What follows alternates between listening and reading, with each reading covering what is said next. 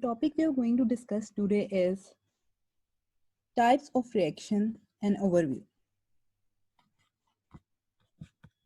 Type of reaction and overview.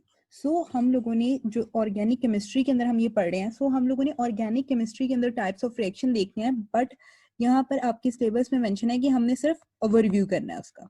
So we are not going into too much detail, but इसमें ये भी नहीं करना हमने कि हम बिल्कुल ही कुछ ना बताएं. So we are going to just touch each and every reaction and हम उसके मेन चीजें जो है वो डिस्कस कर लेंगे. सो टाइप्स ऑफ रिएक्शन में सबसे पहले आपको ये चीज पता होनी चाहिए कि हम लोग जब भी कोई रिएक्शन होता है तो उसके अंदर एक मैकेनिज्म को हम फॉलो करते हैं. ठीक है, so we are going to start our topic with mechanism. Mechanism क्या है कि एक रिएक्शन जब हो रहा है, ठीक है, सो उसके अंदर रिएक्शन से लेके जब प्रोडक्ट बनता है तो वो वाया डिफाइंड स्टेप्स बनता है, यानी कि there are occurring of defined steps that will lead to formation of product from reaction. So these defined steps क्या हैं? मैकेनिज्म डिफाइन करता है इन स्टेप्स को जो कि रिएक्शन से प्रोडक्ट बनाते हैं. ओके, उसके बाद हम लोग ये बात समझ आ गई कि कुछ there are defined steps that will lead to formation of product from reactants.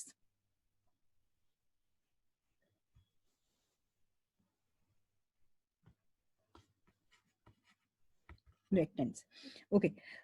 अब ये जो steps हैं, इस steps में either क्या होता है कि either formation of bond and breakage of bond. Formation of bond हो सकता है, ब्रेकेज ऑफ बॉन्ड हो सकता है, या फिर दोनों रिएक्शंस, दोनों तरह के स्टेप्स हो सकते हैं. यानी कि ये इंडिविजुअली भी हो सकते हैं और कंबाइंड भी हो सकते हैं.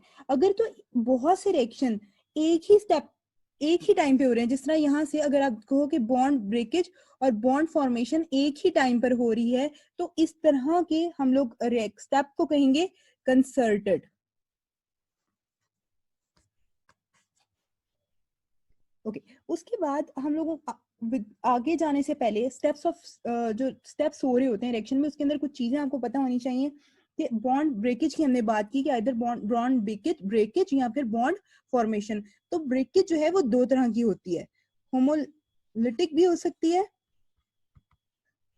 और हेट्रोलिटिक बॉन्ड ब्रेकेज भी हो सकती है. अब दोनों में क्या फर्क है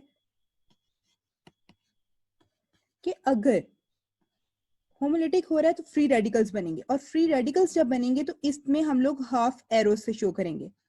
ठीक है, हाफ एरो से शो करेंगे, तो दैट्स मीन इससे हमें क्या बन रहा है? रेडिकल्स. होमोलिटिक जो होमोलिटिक फ्यूजन है उसके अंदर क्या हो रहा है? होमोलिटिक ब्रेकेज ऑफ बॉन्ड के अंदर हमारे पास फ्री रेडिकल्स बनते हैं, जबकि हेट्रोलिटिक बॉन्ड ब्रेकेज में हमारे पास आयंस बनते हैं. और आयंस अब क्या कैसे बनेंगे? आयन ज्यादा तब बनते हैं जब दोनों के अंदर इलेक्ट्रोनेगेटिविटी डिफरेंस बहुत ज्यादा हो. ठीक है, सो क्या होगा कि जो जिसकी इलेक्ट्रोनेगेटिविटी ज्यादा है वो इलेक्ट्रॉन्स को लेकर चला जाएगा. अब जब जो इलेक्ट्रॉन्स को लेकर जा रहा है उसकी तरफ एरो हेड होगा, और ये क्या शो कर रहा है? Flow of electrons. This arrow is showing flow of electrons. तो जिस तरफ इलेक्ट्रॉन्स जा रहे हैं हम उस तरफ का एरो बनाएंगे. सो यहाँ पर ए की तरफ से इलेक्ट्रॉन चलेगी तो इसके ऊपर आ जाएगा पॉजिटिव और बी के ऊपर आ जाएगा नेगेटिव. सो दैट्स मीन कि यहाँ इलेक्ट्रोफाइल और and other one is nucleophile, that is rich in electron. What is the difference between intermediate and transition state? जिस तरह इंटरमीडिएट और ट्रांजिशन स्टेट जो है वो स्पेशली डिफरेंट तरह के रिएक्शन में आता है. कहीं कहीं जो है वो हमारे पास इंटरमीडिएट बनता है, जहां बल्कि जबकि कहीं कहीं हमारे पास ट्रांजिशन स्टेट आती है सिर्फ. So what is the difference? जिस तरह SN1 जो है, SN1 में हमारे पास कार्बोकेटाइन बनता है, दैट इज इंटरमीडिएट, जबकि SN2 जो उसमें हमारे पास आती है ट्रांजिशन स्टेट. तो what is the difference between these two? तो जो इंटरमीडिएट है ना, it has a discrete lifetime.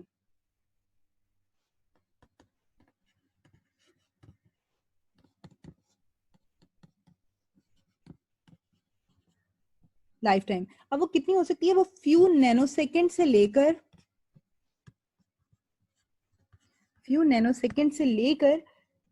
कुछ दिन तक हो सकती है, ठीक है? फ्यू नैनोसेकंड्स टू फ्यू डेज, यानी कि डेज तक उसकी जो लाइफ है वो जा सकती है इंटरमीडिएट की। जबकि ट्रांजिशन स्टेट जो है वो जस्ट वन वाइब्रेशन साइकिल जो है वो लास्ट करता है। So transition state last for one vibration cycle.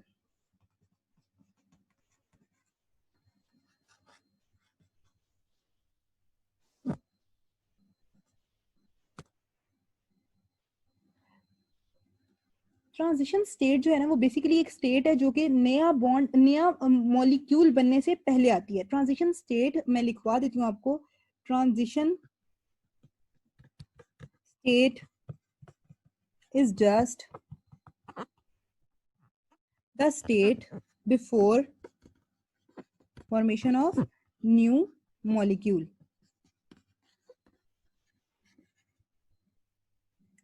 इसके अंदर क्या होता है? Involve breaking of bond and formation of new one.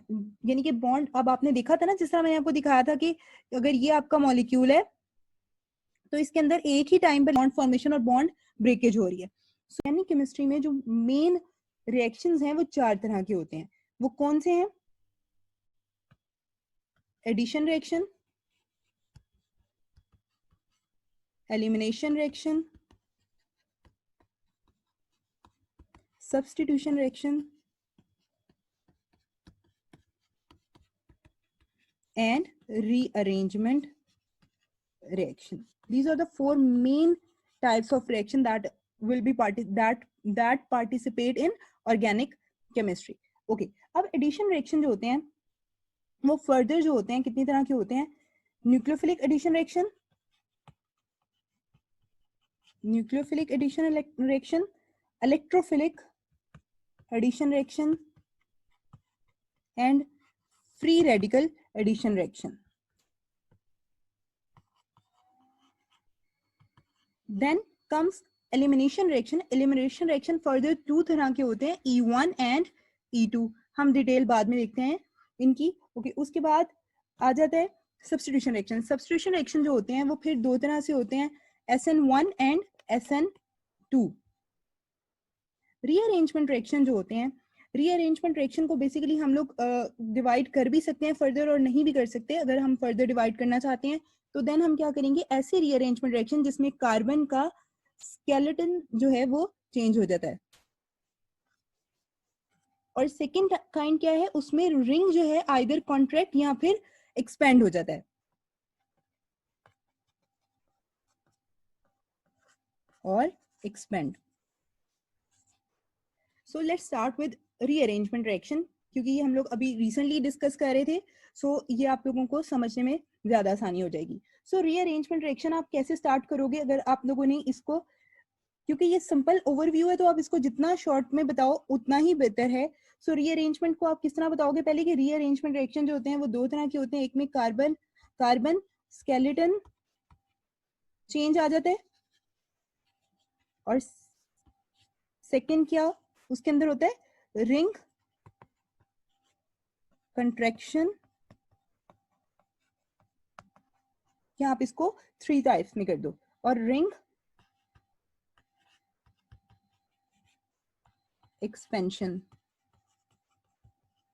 फिर उसके बाद अब आप लोगों ने इसको एग्जाम्पल से शो करना है, तो आप एग्जाम्पल सिर्फ कार्बन की स्केलेटन चेंज होने की कर दो, बाकी रिंग कंट्रैक्शन और रिंग एक्सपेंशन को आप फर्दर जो है इसमें आप मेंशन कर दोगे कि रिंग कंट्रैक्शन किस में होती है? कंट्रैक्शन, ठीक है। फेवरेस्की रीअरेंजमेंट रिएक्शन।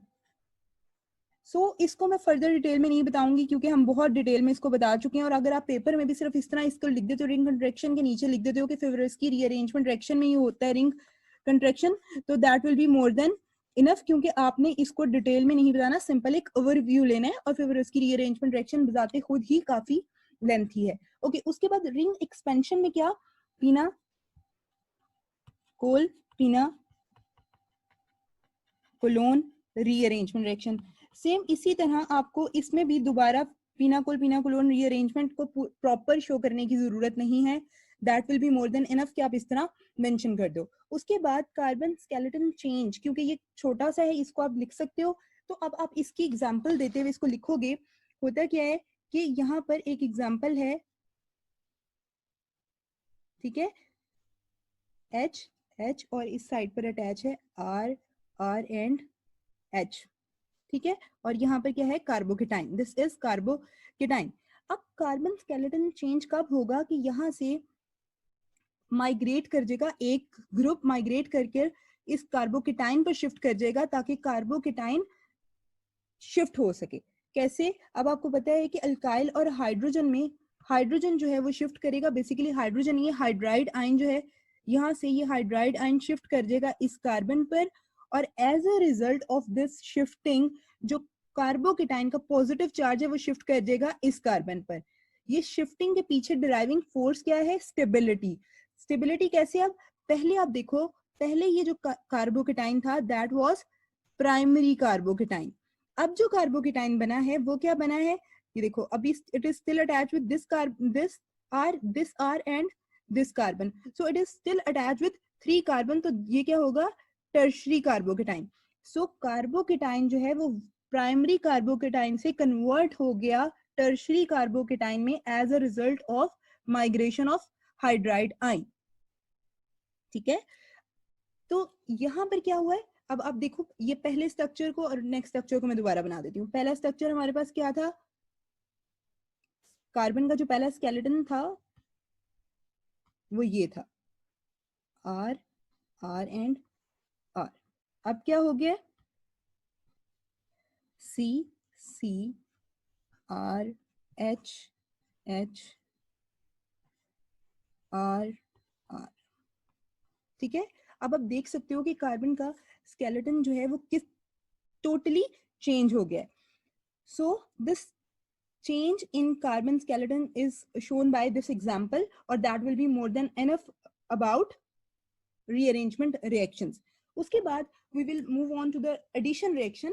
एडिशन रिएक्शन के इस तरह के मॉलिक्यूल में होते हैं। एडिशन रिएक्शन एक ऐसे मॉलिक्यूल में होते हैं जिसके अंदर मल्टीपल बॉन्ड हो। It can contain either double bond, triple bond.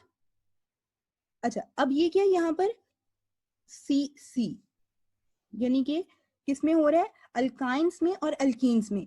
इसके अलावा अगर, क्योंकि हमने डबल बॉन्ड और मल्टीपल बॉन्ड यानी कि ट्रिपल बॉन्ड और डबल बॉन्ड की बात की, तो आप ये देखो C double bond O is also multiple bond, so it will also undergo addition reaction just like this. C double bond N will also undergoes addition reaction. ये mention करने के बाद we are going to discuss addition, electrophilic addition reaction. Now we will electrophilic addition reaction के अंदर आपको पता होना चाहिए कि एक रूल यूज होता है, that is Markovnikov's rule. Markovnikov's rule कहता है कि हाइड्रोजन जो है वो उसके पास, उस कार्बन के पास जाएगा जिसके पास पहले से ही हाइड्रोजन जो है वो ज्यादा है, ठीक है। सो अब इसको एग्जांपल के थ्रू हम डिस्कस कर लेते हैं।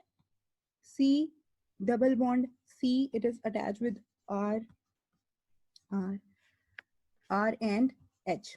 सो अल्कीन्स के अंदर जब हम लोग एडिशन करेंगे HBr की, ठीक है, तो क्या होगा कि सबसे पहले ये, ठीक है, इलेक्ट्रोफिलिक सब्स्टिट्यूशन रिएक्शन है, तो ये इलेक्ट्रॉन्स जो हैं वो अटैक करेंगे इस हाइड्रोजन पर, तो ये अपने इलेक्ट्रॉन्स ब्रोमीन को देकर इसके पास आ जाएगा। अब यहाँ पर एडिशन किसके पास हो रही है? इसकी किस कार्बन के पास? वो जो पहले से ही हाइड्रोजन जिसके पास ज्यादा है।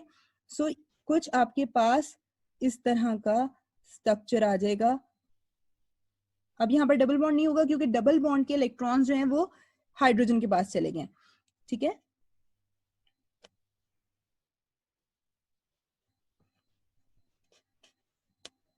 बेसिकली क्या होगा कि पहले ये वाले इलेक्ट्रॉन्स जो हैं, पाई इलेक्ट्रॉन्स एक कार्बन के पास चले जाएंगे, यानी कि अगर आप कह लो ये वाला है तो इसके पास चले गए, इसने फिर अपने शेयर किए हाइड्रोजन के साथ, और इस तरह इस कार्बन पे आ जाएगा positive charge.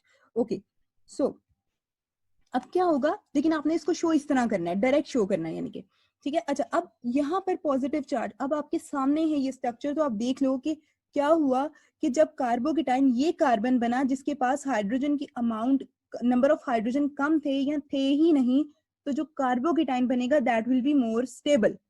That was the reason behind addition of hydrogen in the carbon that is already rich in electrons. Okay, so अब हमारे पास ये कार्बोकेटाइन आ गया. अब क्या होगा सेकेंड स्टेप में?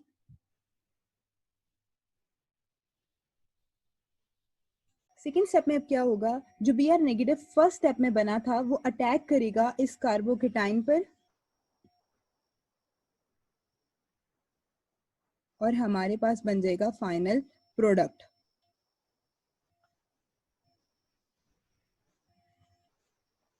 ठीक है, this is going to be और फाइनल प्रोडक्ट. अब इसमें आपने देखा कि क्या हुआ कि 1 pi electron 1 pi bond break हुआ, 1 पाई बॉन्ड ब्रेक हुआ है और उसके रिजल्ट में क्या हुआ है, 2 सिग्मा बॉन्ड फॉर्म हुए हैं. ठीक है, कौन से? एक ये जो CH का सिग्मा बॉन्ड ये फॉर्म हुआ है और एक ये कार्बन और ब्रोमीन के बीच में सिग्मा बॉन्ड फॉर्म हुआ है. So okay, this was electrophilic addition reaction. Now we will see nucleophilic addition reaction. Nucleophilic addition reaction में क्या होगा कि आप लोग C डबल बॉन्ड O की एग्जांपल लोगे, क्योंकि अभी हमने डिस्कस किया जब कंडीशंस में कि C डबल बॉन्ड O जो है वो भी मल्टीपल बॉन्ड है, so it will also undergoes addition reaction. Okay, अब क्या होगा, एग्जांपल लेते हैं इसकी. C double bond O R R. आप R की जगह आप मिथाइल ग्रुप भी लगा सकते हो, लेकिन सिंपल अगर RR कर रहे हो तो एक जर्नल रिएक्शन हो जाएगा. ओके, अब क्या होगा, अब यहाँ पर कोई भी न्यूक्लियोफाइल हो सकता है. वो न्यूक्लियोफाइल जो है वो जिस तरह OH नेगेटिव भी हो सकता है. सो सिंपल कोई भी हम न्यूक्लियोफाइल लेंगे और न्यूक्लियोफाइल अटैक करेगा. अब ये देखो, ये पार्शियल नेगेटिव है, this carbon is partial positive. और हम पहले डिस्कस कर चुके हैं पहली वीडियोस में कि कार्बोनाइल जो है उसमें ऑक्सीजन की वजह से जो कार्बन है वो पार्शियल पॉजिटिव हो जाता है और उस that will make it vulnerable to nucleophile attack. So nucleophile is going to attack on this carbonyl carbon और as a result जो इलेक्ट्रॉन्स हैं वो शिफ्ट कर जाएंगे ऑक्सीजन के ऊपर. So RC nucleophile R and O negative. Then इसके बाद हम एसिड वर्कअप करेंगे. एसिड वर्कअप करने का क्या मतलब है कि इधर आप प्रोटॉन अब डालोगे. ठीक है, एसिड वर्कअप कर रहे हैं और O नेगेटिव अब अपने इलेक्ट्रॉन्स जो है वो शेयर करेगा विद दिस प्रोटॉन और we will get the final product that will be OH. This is going to be your final product. Okay, अब एक एग्जाम्पल हम लोग, अच्छा इतना भी काफी, अगर आप ये एग्जाम्पल डालते हो, ये 2 एग्जाम्पल्स डालते हो तो that is more than enough. लेकिन अगर आप में से कोई एक ही टाइम पर ज्यादा इंफॉर्मेशन देना चाहते हैं एग्जामिनर को, तो देन आप यूज कर सकते हो ये वाली एग्जाम्पल. उसमें आप क्या करोगे, अल्काइन लोगे HC2H5. ठीक है, अब इसमें क्या हुआ, सेम उसी तरह हमने एडिशन की HCl की. कौन से कार्बन के पास जाएगा, जिसके पास पहले से ही नंबर ऑफ हाइड्रोजन ज्यादा है. सो C2H5 C positive double bond C H and H. फिर इसमें अब क्या होगा, सेकेंड स्टेप में जो क्लोराइड आयन बना था that it will attack on this carbocation और हमारे पास बन जाएगा C2H5 C double bond CH2. अब यहाँ पर अब इस तरह इसलिए मैंने कहा कि ये ज्यादा इंफॉर्मेशन देगा कि अल्काइंस पहले कन्वर्ट हो गए अल्कीन्स में. अब यही अल्कीन को आप फर्दर अगर आप यहाँ पर दोबारा से एडिशन करवाओ तो कन्वर्ट कर सकते हो अल्कीन्स में. कैसे, अब दोबारा से एडिशन होगी.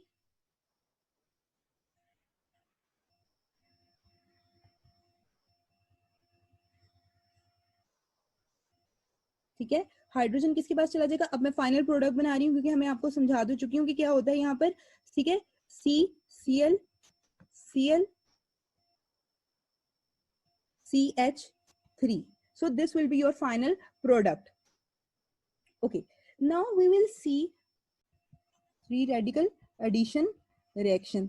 ये कब हम लोग करवाएंगे? जब हम चाहते हैं कि एंटी मार्कोवनिकोव्स रूल के अकॉर्डिंग एडिशन हो।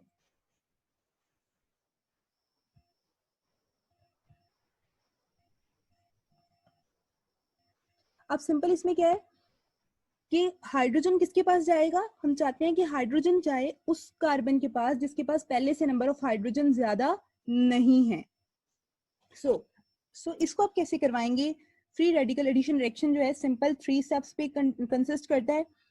Initiation, propagation and then termination. So step 1 में क्या हो रहा है?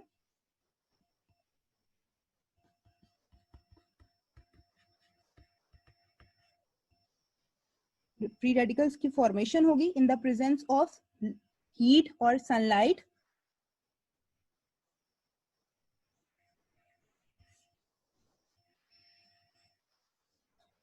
फ्री रेडिकल्स बन रहे हैं। फ्री रेडिकल्स को हम हाफ एरो से शो करते हैं। सो हमारे पास फ्री रेडिकल्स बने RO प्लस RO। ओके, अब यहां पर ये जो फ्री रेडिकल बना, ये फ्री रेडिकल जो है देन रेडिकल बनाएगा HBr का। ठीक है, अब ये फ्री रेडिकल है, ये डिराइव करेगा radical formation of this bond.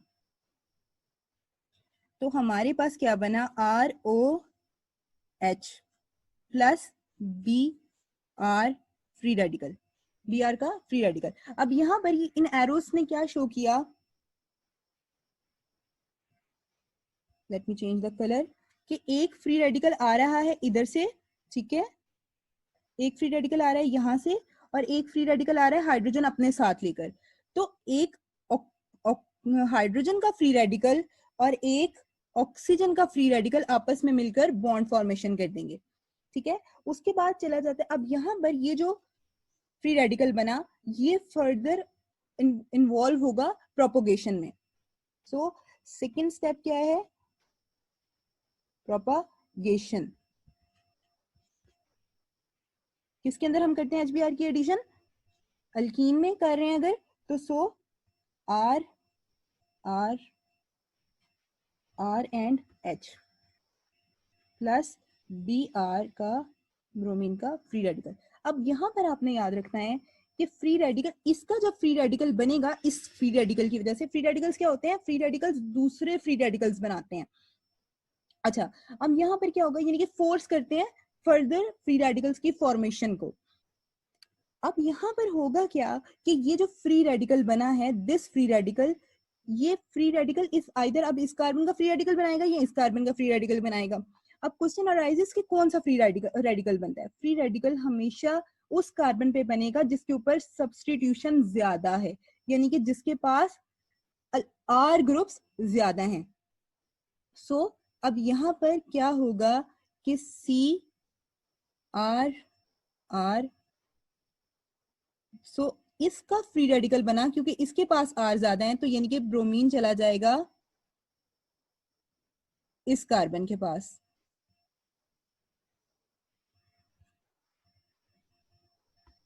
ठीक है, अब यहां तक बात समझ आ गई। अब यहां पर क्या होगा कि ये दोबारा से, अब ये जो फ्री रेडिकल बना, फ्री रेडिकल इसको कह लो 1, दिस फ्री रेडिकल नंबर 1 जो है ये फोर्स करेगा एक सेकेंड मॉलिक्यूल ऑफ HBr के फ्री रेडिकल फॉर्मेशन को, free radical formation of HBr। Okay, so हम लोग इसको इधर से ही मैं कर देती हूँ। ये फोर्स कर रहे हैं आप HBr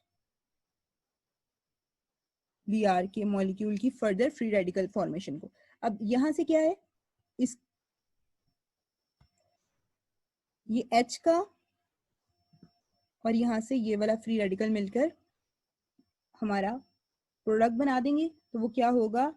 R R H। अब ये देखो H किसके पास गया? उस कार्बन के पास जिसके पास नंबर ऑफ हाइड्रोजन पहले से कम थे या नहीं थे।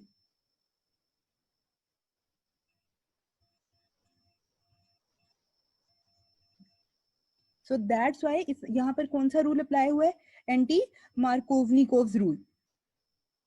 ओके, अब यहाँ पर इसके बाद प्लस प्लस क्या बना, यहां से ये वाला free radical B R free radical. अब फ्री रेडिकल्स क्या हो सकते हैं कि यहाँ पर ये फ्री रेडिकल्स आपस में ही रिएक्ट कर कर, जितने भी फ्री रेडिकल्स बने ना अभी तक, वो आपस में ही रिएक्ट करके यहाँ पर टर्मिनेट कर दें, या फिर फर्दर ये स्टेप कंटिन्यू होता रहे, यानी कि प्रोपोगेशन का ही स्टेप फर्दर कंटिन्यू होता रहे। अब ये जो बी आर बना था, ठीक है, ये बी आर फिर से एक अल्कीन के मॉलिक्यूल की फ्री रेडिकल फॉर्मेशन करे और उसके साथ फर्दर को स्टेप को, यानी कि ये वाले दोनों स्टेप्स बार बार रिपीट होते जाएं, या फिर यहाँ पर टर्मिनेशन हो जाए। जब टर्मिनेशन होगी तो दैट्स मीन कि आपका स्टेप जो है वो, आपका जो रिएक्शन है वो स्टॉप हो जाएगा, क्योंकि सारे फ्री रेडिकल्स ने, जितने भी फ्री रेडिकल सिस्टम के अंदर थे, उन्होंने आपस में रिएक्ट कर लिया और there will be no further free radical to initiate the process या initiate the steps again. Okay, अब हमारे पास कौन से फ्री रेडिकल थे इधर, ब्रोमीन के फ्री रेडिकल्स आपस में रिएक्ट कर कर दोबारा से Br2 बना दें, ठीक है। या फिर जो हमारे पास सेकेंड स्टेप में बना था ये वाला फ्री रेडिकल, ये दोबारा से इस तरह ही के एक और फ्री रेडिकल्स के साथ आपस में दोनों फ्री रेडिकल्स आपस में कंबाइन होकर प्रोडक्ट बना दें। तो फिर प्रोडक्ट क्या बनेगा, ओके, ये दोनों आपस में फ्री रेडिकल्स कंबाइन करेंगे, तो कहाँ से कंबाइन करेंगे, ये अपना मॉलिक्यूल फ्री रेडिकल लेकर आ रहा है और ये अपना फ्री रेडिकल लेकर आ रहा है, दोनों कंबाइन होंगे तो हमारे पास इसके रिजल्ट में क्या प्रोडक्ट बनेगा, सी आर आर, ठीक है। एक तरफ से ये सी अटैच है किसके साथ, इस सी के साथ, तो यहाँ पर अटैच है ये C H R B R के साथ, और दूसरी तरफ से ये अब अटैच हो जाएगा किसके साथ, C that is further attach with R R and C H R and B R, ठीक है। ये प्रोडक्ट बना है हमारा, ये प्रोडक्ट बना है दिस वन। ओके, उसके बाद या फिर क्या हो सकता है कि यही free radical R R C H R B R will combine with an other free radical of bromine. So अब हमारा प्रोडक्ट क्या बनेगा, R C R B R C H R and B R, ठीक है। That was all about addition reaction. Now we will see substitution reaction. Substitution reaction जो होता है वो फिर दो तरह से हम, ठीक है, nucleophilic substitution reaction and electrophilic substitution reaction. First we will see electrophilic substitution reaction.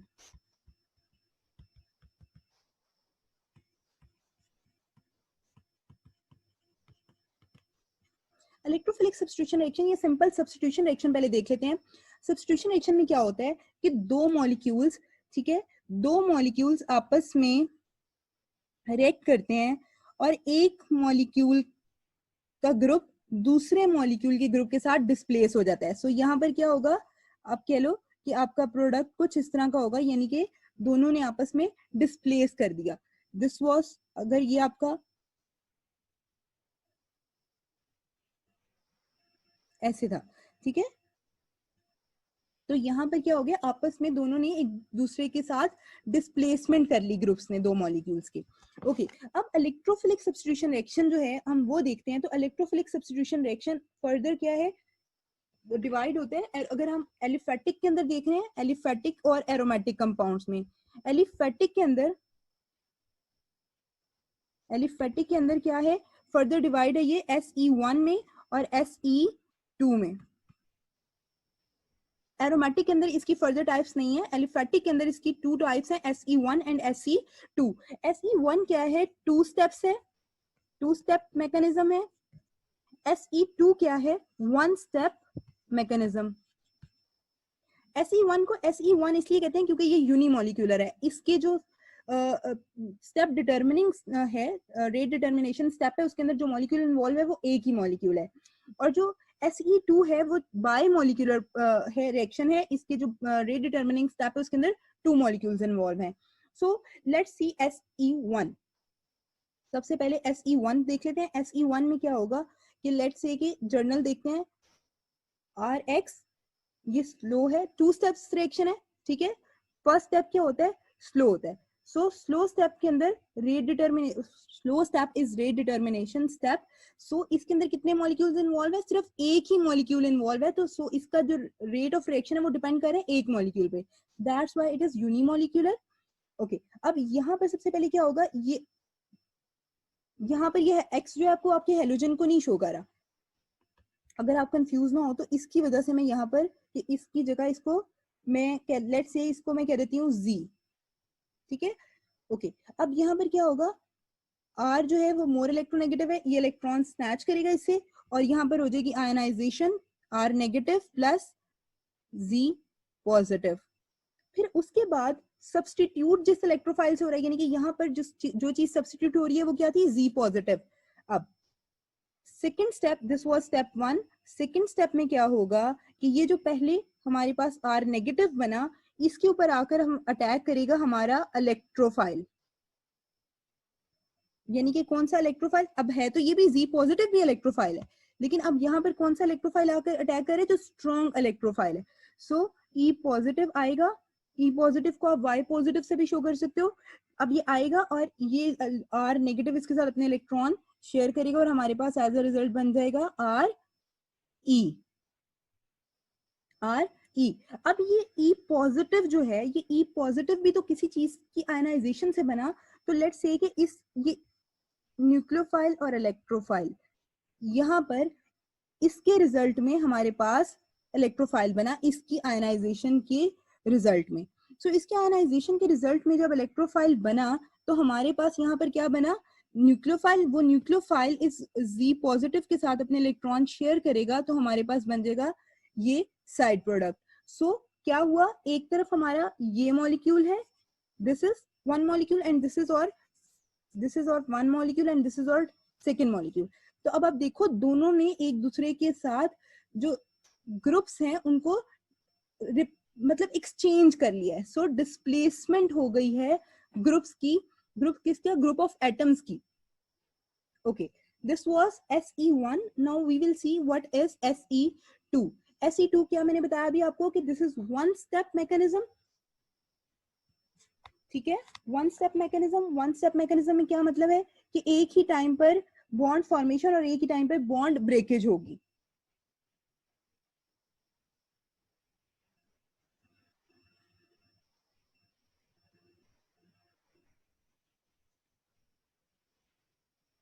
Okay, so यहाँ पर क्या है, Z, ये मैं अब इसके ऊपर आएगा इलेक्ट्रोफाइल,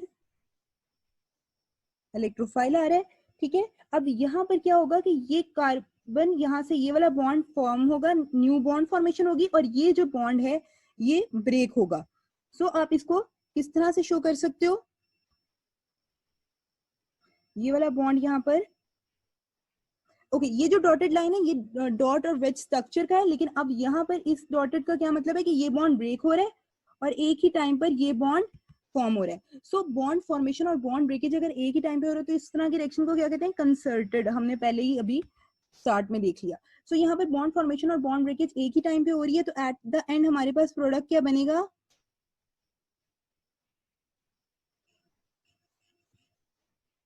क्योंकि सेम साइड से अटैक हो रहा है, फ्रंट साइड से ही, तो यहाँ पर हमारे पास आ जाएगा E और प्लस Z पॉजिटिव, ये निकल गया, ठीक है। दिस इज योर, इस प्रोडक्ट में रिटेंशन ऑफ कॉन्फ़िगरेशन रखी है, यानी कि कॉन्फ़िगरेशन की यहाँ पर रिटेंशन रही है, एज सच रहा है। ओके, अब देख लेते हैं कि बैक साइड से अटैक करता हो।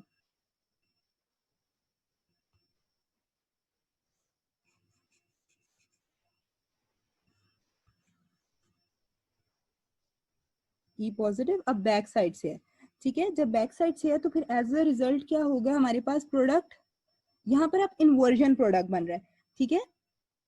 ई बैक साइड पे आ जाएगा, दिस विल बी और इन्वर्जन प्रोडक्ट। इसी तरह अगर हम एरोमेटिक में भी चले जाएं, एरोमेटिक में एग्जांपल देख लें तो प्लस ई पॉजिटिव, ये हम पहले पढ़ चुके हैं इसलिए मैं जल्दी से इसको गुजार दूंगी। इस इलेक्ट्रॉन्स ने किसी भी एक जो डबल बॉन्डेड इलेक्ट्रॉन्स है उसने इसके ऊपर अटैक किया, एज अ रिजल्ट यहाँ पर आ जाएगा पॉजिटिव चार्ज, यहाँ पर आ जाएगा इलेक्ट्रोफाइल। अब यहाँ पर ये जो पॉजिटिव चार्ज आया इसको स्टेबलाइज करने के लिए यहाँ पर बनेंगे रेजोनेंस स्ट्रक्चर्स, ठीक है। रेजोनेंस स्ट्रक्चर्स बनेंगे, ये पहले में यहाँ शिफ्ट हो जाएगा तो हमारे पास फर्स्ट रेजोनेंस स्ट्रक्चर आएगा जिसमें पॉजिटिव चार्ज यहाँ पर आ जाएगा, डबल बॉन्ड्स यहाँ पर चले जाएंगे, ठीक है। ओके, यहाँ पर उसके बाद इसमें क्या होगा, ये शिफ्ट कर जाएगा यहाँ पॉजिटिव चार्ज को स्टेबलाइज करने के लिए, तो हमारे पास नेक्स्ट जो रेजोनेंस स्ट्रक्चर है वो क्या होगा, कुछ इस तरह का।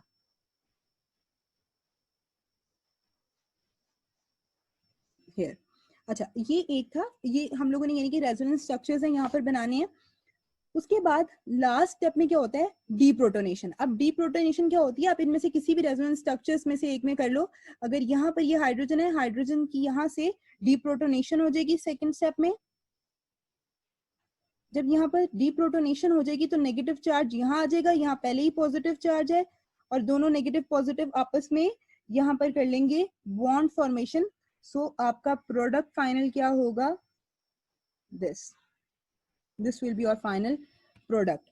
This was electrophilic substitution reaction. So अब हम देखते हैं न्यूक्लियोफिलिक सब्स्टिट्यूशन रिएक्शन। लेकिन न्यूक्लियोफिलिक सब्स्टिट्यूशन रिएक्शन करने से पहले आपको ये मैं साथ साथ बता दूं कि न्यूक्लियोफिलिक सब्स्टिट्यूशन रिएक्शन और एलिमिनेशन रिएक्शन साथ साथ चलते हैं।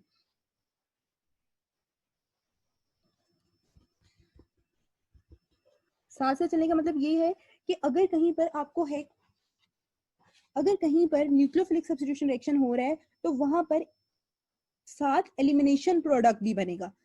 ये हो सकता है कि कहीं पर न्यूक्लियोफिलिक सब्स्टिट्यूशन प्रोडक्ट, जो न्यूक्लियोफिलिक सब्स्टिट्यूशन रिएक्शन के रिजल्ट में बनने वाला प्रोडक्ट जो है वो मेजर प्रोडक्ट हो, और कहीं ऐसे हो सकता है कि रिएक्शन के रिजल्ट में जो एलिमिनेशन का प्रोडक्ट है वो मेजर हो और न्यूक्लियोफिलिक सब्स्टिट्यूशन के रिजल्ट में बनने वाला प्रोडक्ट माइनर हो।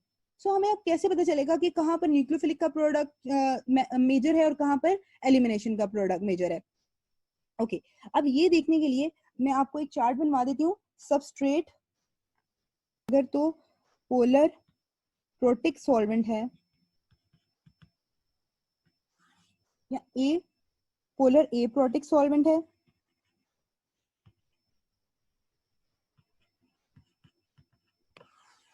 या फिर हमने देखना है कि हमारे पास बेस जो है वो स्ट्रॉन्ग, दोनों केसेस में स्ट्रॉन्ग बेस है लेकिन एक केस में वो बल्की है और एक केस में स्मॉल मॉलिक्यूल की बेस है। Strong small base and strong bulky base.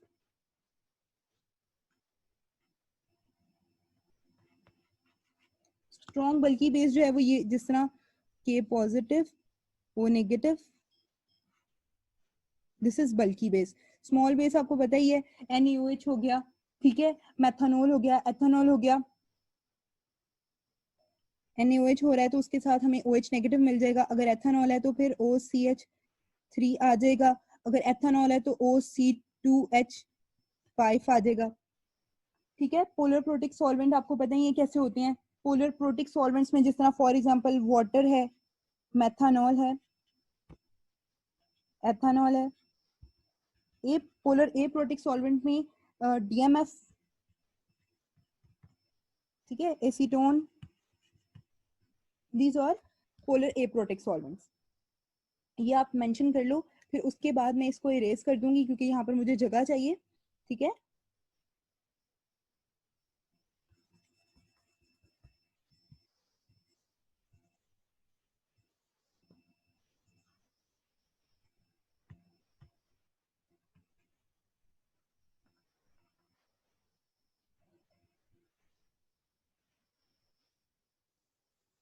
अब अगर हमारे पास सबस्ट्रेट क्या है, सिंपल CH3Br, ठीक है, Br की बजाय भी CH3X कर लेते हैं।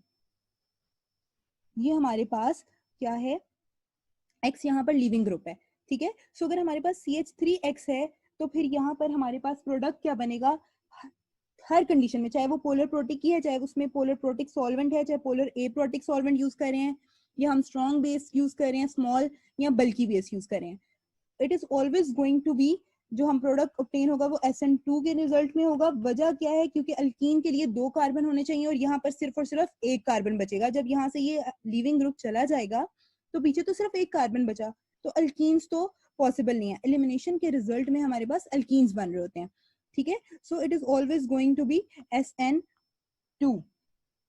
अब SN2 क्यों, क्योंकि आपको पता है कि जो रेट ऑफ रिएक्शन हम देखें तो जो SN1 है उसमें टर्शरी जो है वो देते हैं, टर्शरी SN1 देते हैं, और प्राइमरी SN1 सबसे एंड पे देते हैं।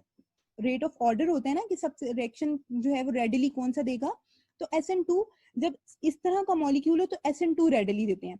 ओके, उसके बाद नेक्स्ट सबस्ट्रेट क्या है, क्योंकि हमारे सबस्ट्रेट पे भी डिपेंड करता है कि SN1 हो रहा है SN2 हो रहा है। ओके, उसके बाद नेक्स्ट है, अगर यहाँ पर आप CH3 CH2X, यानी कि ये क्या है, प्राइमरी। तो एज अ रिजल्ट हमारे पास अगर पोलर प्रोटिक सॉल्वेंट है तब स्टिल SN2 होगा, पोलर एप्रोटिक सॉल्वेंट है तब भी SN2 ही होगा। लेकिन स्ट्रॉन्ग स्मॉल बेस की कंडीशन में यहाँ पर SN2 भी होगा हमारे पास और E2 भी होगा। इनमें से SN2 का जो प्रोडक्ट होगा वो मेजर होगा, यानी कि जो मेजर प्रोडक्ट बनेगा वो as a result of substitution बनेगा, न्यूक्लियोफिलिक सब्स्टिट्यूशन। और एलिमिनेशन के रिजल्ट में E2 के रिजल्ट में जो प्रोडक्ट बनेगा वो माइनर होगा। इसी तरह अब अगर बल्की बेस हम यूज कर रहे हैं, ठीक है, अगर हम बल्की बेस यूज कर रहे हैं तो E2 का प्रोडक्ट बनेगा मेजर।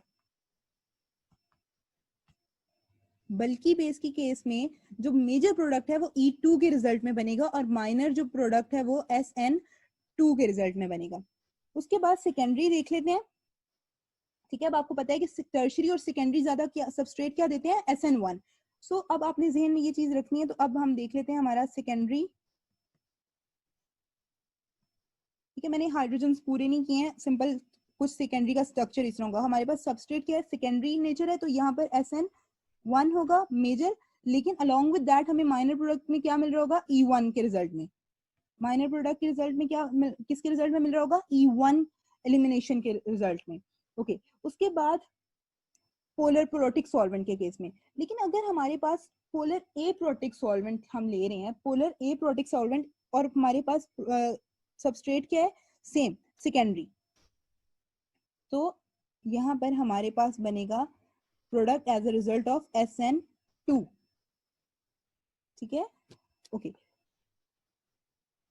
देन अब स्मॉल बेस यूज कर रहे हैं, स्ट्रॉन्ग स्मॉल बेस हम ले रहे हो तो उसके रिजल्ट में हमारे पास इस सबस्ट्रेट के केस में प्रोडक्ट आएगा as a result of E2, ठीक है। सेम इसी तरह अगर बल्कि हम ले रहे हैं, बल्कि बेस ले रहे हैं, तब भी E2 के रिजल्ट में हमारे पास प्रोडक्ट आएगा।